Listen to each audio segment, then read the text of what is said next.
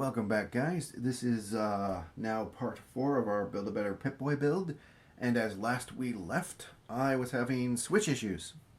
Issues with the Switch. And I'd ordered a new Switch. It's not here yet. In the meantime, I said to myself, Self, why don't we actually look at that Switch and see what we can do? And myself said, that sounds like a good idea, but what are you doing in my house and who are you exactly? And it was about then I decided to stop doing Windex shots. So, I rebuilt the Switch instead.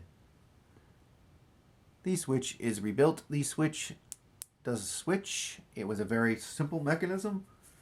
It was just a couple of cylinders connected to what looked like a button back.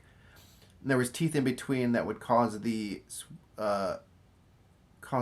thing to rotate, and when it rotates, it pushes the little metal button back up and down, and of course the spring keeps it in place and helps. It actually causes the button to be able to be pressed, and that just forms a circuit. Very easy. So what I'll have to do is desolder this little lump here on the back, and solder that up to the wire in here, and hope that works. The reason this broke is because I didn't reinforce the rear of this. This is 2 halves, top half, bottom half, and it's basically held in by friction. So I'll have to glue around here, and then when I go to glue it in here, I will make sure to reinforce that because there's nothing on the back side of this to stop it from being pushed apart. So I want to reinforce it. I might even try to reinforce it here. It looks like that's about to come on. I should tape that. Anyways, so yeah, that is Buttongate 2019. Now, the other thing I need to do before I do the final weathering here is get the markings in place. There are markings. This is a selector switch, and there's 5 actual locations on here. And each of those should have a marking that's on the side here that says, let me see, what is it? Stat inventory data map radio. So it's a menu select. And I need markings for each of those here. I also need 2 other markings. There's one above the radiation meter that said right here that says rads. There's one right here that says tune for the radio. So I just went out to Michael's to buy some of this. They didn't have it, so I went to Hobby Lobby and paid way too much for this. But I got my decal paper from Testers. And I printed myself out a sheet of decals. A sheet of several different fonts. The font I did a Google search for because this is a very specific font. It's very similar to that, I think. To this font here, they use here. Not quite. So I just did a Google search for Fallout PipBoy font, I think, and it led me to a forum where someone had asked the same question, and luckily it was answered. And I've grabbed the font, downloaded it, and printed out my sheet. And different sizes, yes. I didn't know exactly what size I'd need, so I went from 0.5 up to 12. It looks like 12 is what I'll be using, because that looks about right on there. If you can see that, it's kind of difficult to see with the reflection. But yeah, so what I need to do this is to spray it with matte, or any, actually it doesn't matter. Actually, I probably should use gloss. It's a glossy surface. So I'll spray this with varnish, not this, but gloss. I'm going to use 3 coats just to protect the ink and everything. This has had a few days to dry, so it should be fully dry.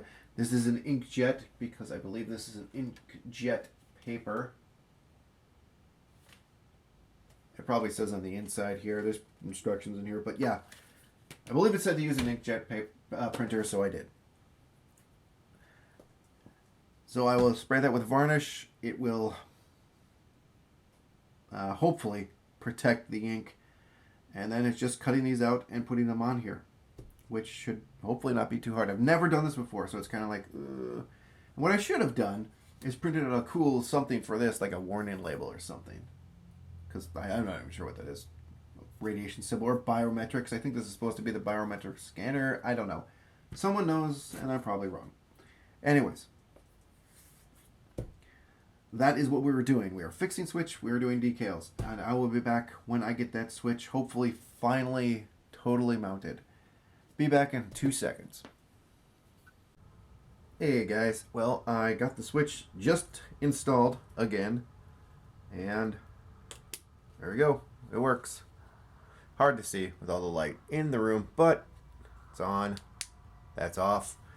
Everything is hot glued in there. All this stuff, it works.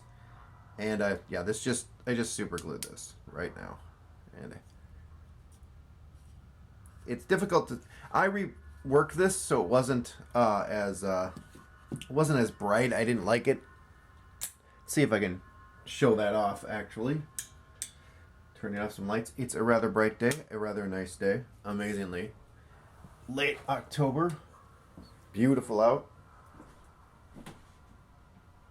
Alright, let's see if this works.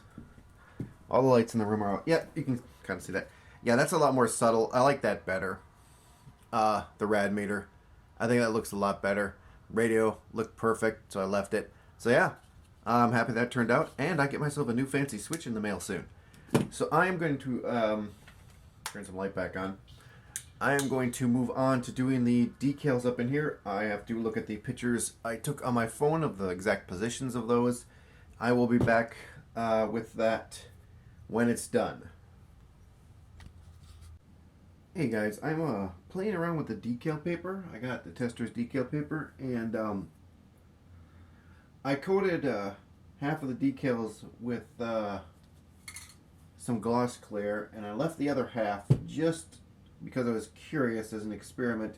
I left this as just the plain decal paper, and I just discovered that doesn't work so well. Without spraying any protective coat on top, it literally just takes the, even after drying for days, it just takes the ink. This little square right here, if you can see that, that square has no ink on it. The water just took it off. This has the clear coat on it, and I actually put some microsol on there just to see, or some microset to see what that does. The other thing I found out is I'm gonna have to reprint these because you can't really even see them because of the color. Also, they are slightly small.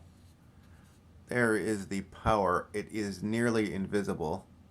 And the tune is up here, and the rads is right there. I will have to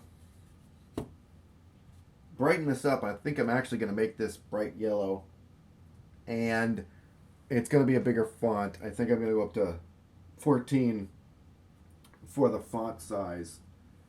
So let me get that working, and I'll be right back. Well, as you can see, the PipBoy is back together, and I just got it on its stand right here. Went back together pretty smooth.